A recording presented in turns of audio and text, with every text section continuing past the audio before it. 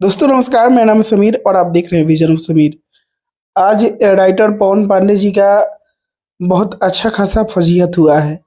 जी हाँ दोस्तों, angle music से गाना उनका रिलीज हुआ है। डलवाला निहुरा के, डाल द निहुरा के, यही कुछ टाइटल था उनका। गाना तो 3 लाख चला है अभी तक 12-14 घंटे में।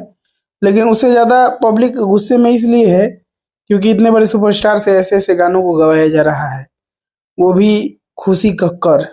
समझ लीजिए क्वालिटी क्या है गाने का। मतलब क्या है, ये बिजनेस का भी कोई हद होता है। टोकरी में लेके चले हो बेचने गाना, कुछ भी। एक सुपरस्टार की गरिमा को बनाए रखे आप लोग, ज्यादा बेहतर है। बाकी हम क्या कह सकते हैं, जाके सोशल मीडिया पे उनके फेसबुक आईडी पे एक पोस्ट डाले हैं सुबह में। कैसा लगा आप लोगों को गाना एंगल म्यूजिक से? कमेंट में इतना गरियाया है सब कि हम आपको बता नहीं सकते, जाके आप लोग कमेंट पढ़ लीजिएगा। तो ये फजीहत होने के बाद भी अगर राइटर नहीं सुधरते हैं तो बहुत दुख की बात होगी। बाकी अभी के लिए इस वीडियो में इतना ही।